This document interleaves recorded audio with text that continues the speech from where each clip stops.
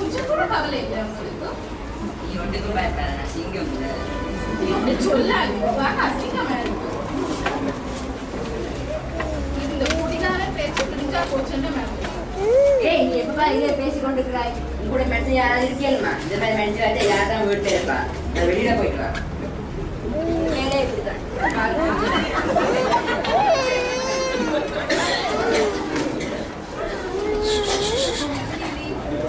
கல்யாணம் ஆகி 12 வருஷம் ஆச்சு.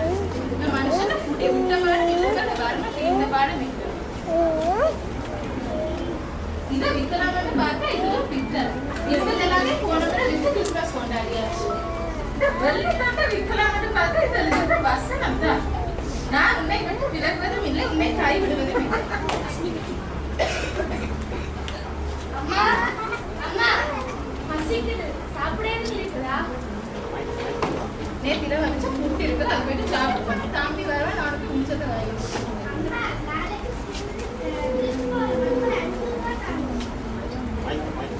காசு இல்லை, நாளைக்கு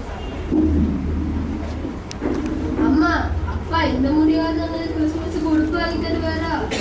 அவர் அப்படி சொல்லிட்டு தான் போனவர். எந்த பார்ல கவுந்துக்கிறாங்க. ஸ்கூல் டீச்சர் சொன்னா அம்மா என்ன சொல்லுவாங்க?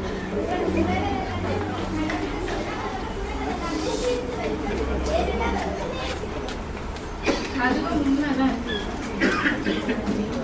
இந்த முறை இதை விற்க வேண்டிதான் வர போறோம்.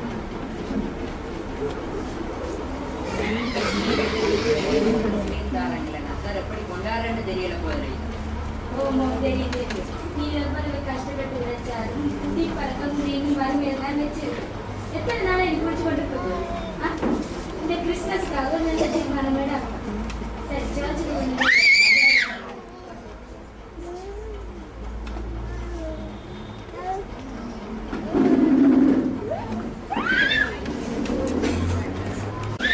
சகையெல்லாம் நல்லா தான்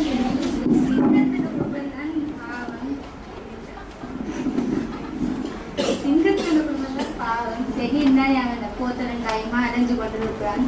அவன் 3 பிள்ளையாலும் இருக்கு. கொஞ்சம் காசு கிடைச்சா பிடிக்கிறதான் வேலை. நானும் எவ்வளோ அட்வைஸ் பண்ணி பார்த்துட்டேன். பாப்போம் இந்த மாதிரி என்ன நடக்குது.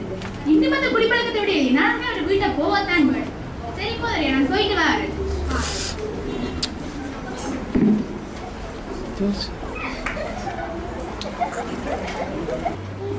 நீ உடுப்பு வாங்கிட்டு வரணுமான்னு பார்த்துட்டு இருந்துட்டு இப்பதான் முதல் போயிட்டு தூங்கினேன்.